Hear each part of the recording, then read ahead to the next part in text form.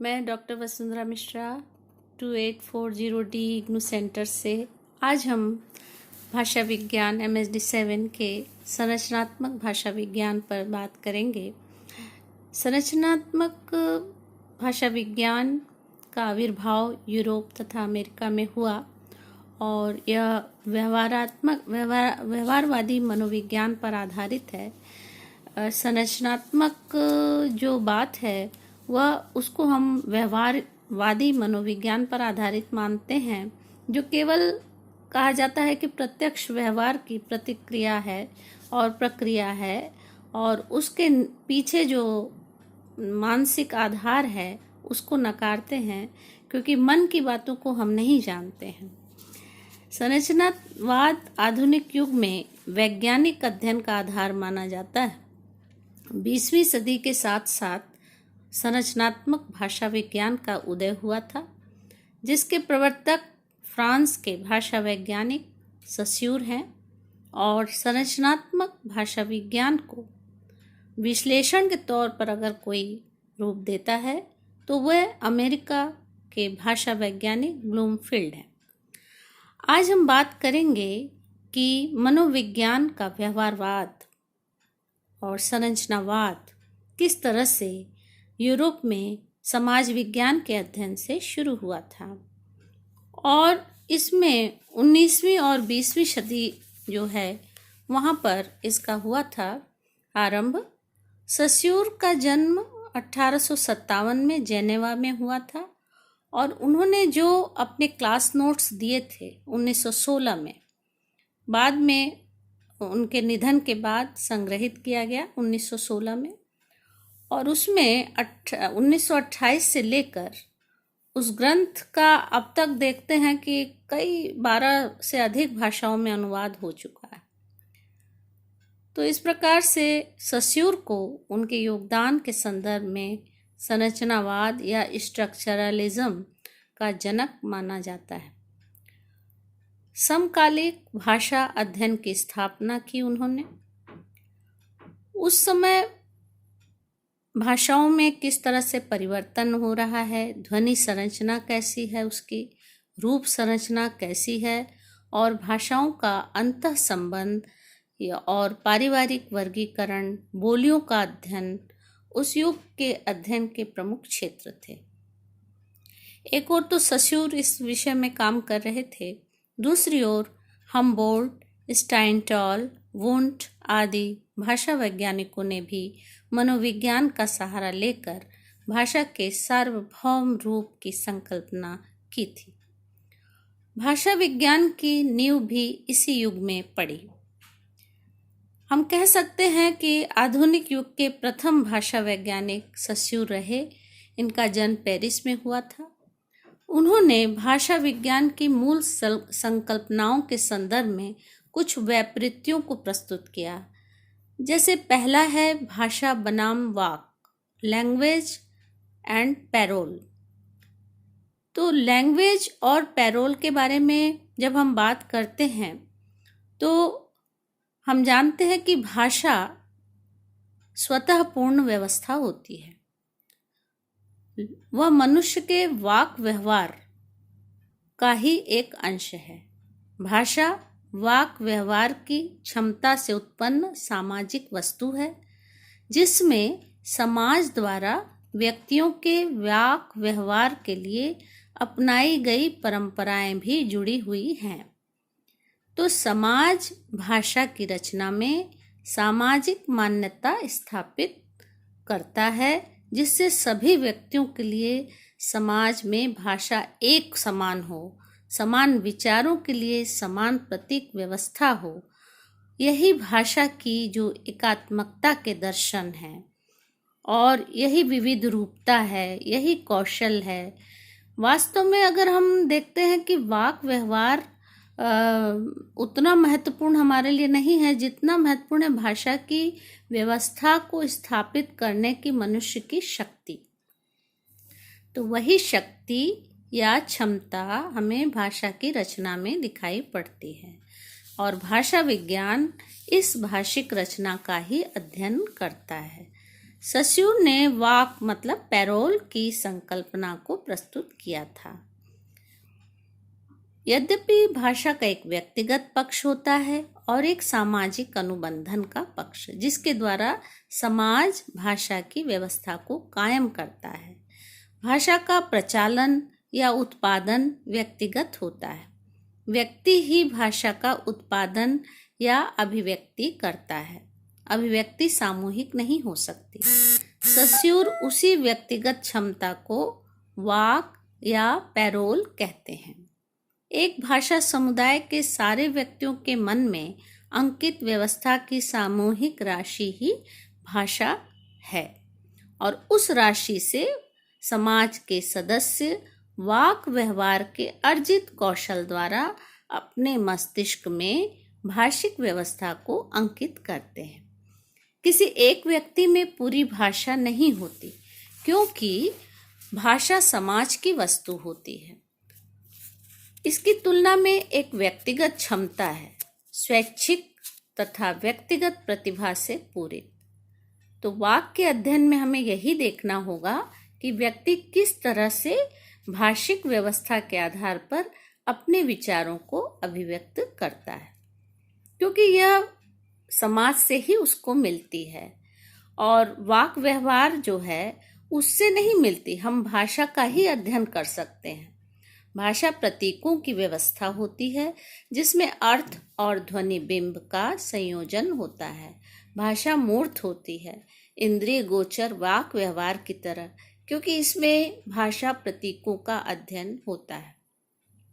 उसी प्रकार दूसरी बात ये कहते हैं कि समकालिक तथा ऐतिहासिक भाषा विज्ञान, सिंक्रोनिक तथा डायक्रोनिक भाषा विज्ञान।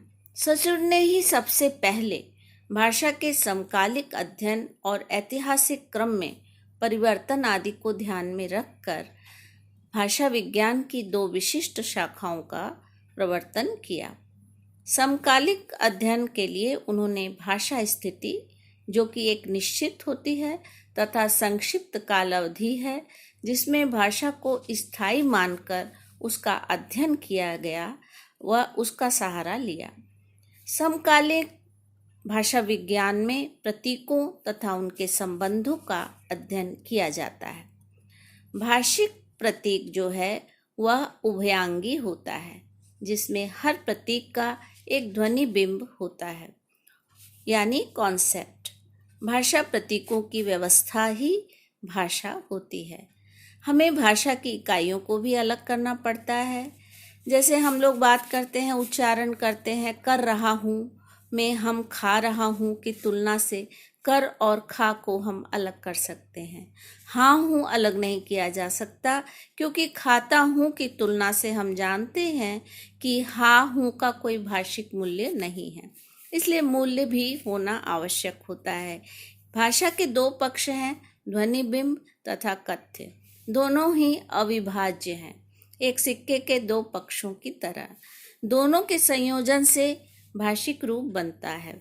हर भाषिक रूप का अपने परिवेश में मूल्य होता है। सस्यूर ने मूल्य को व्याख्यायित करते हुए एक महत्वपूर्ण सिद्धांत दिया, जो परवर्त में संरचनात्मक भाषा विज्ञान का आधार बना। वह है व्यतिरेक। त का उच्चारण वक्ता टी की तरह से करे तो भी उसका मूल्य नहीं वही होगा। स्वनिम त का जो अन्य स्वनिम ट और ल आदि के संदर्भ में प्रकार्यात्मक है। स्वनिम माने फोनिम, इनकी भी स्थापना सस्यूर ने भाषा व्यवस्था के विश्लेषण के संदर्भ में किया, जो बहुत ही महत्वपूर्ण योगदान है।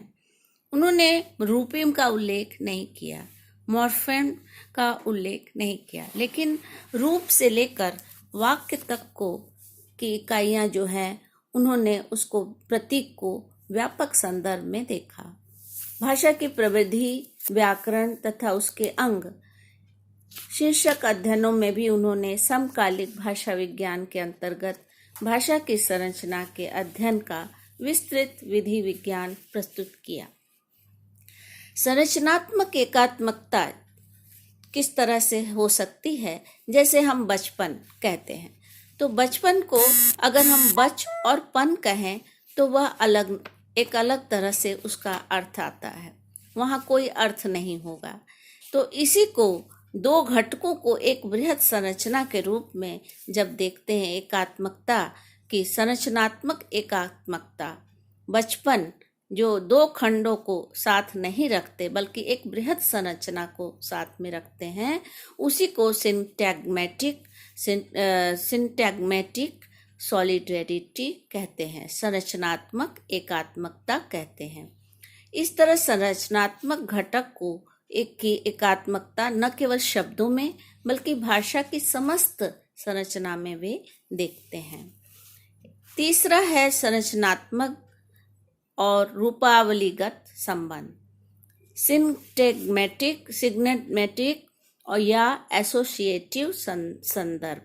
जो संबंध है, जब हम भाषा बोलते हैं संरचनागत जिसको कहते हैं, तो ध्वनि और भाषा शब्द को एक श्रृंखला में उच्चारित करते हैं।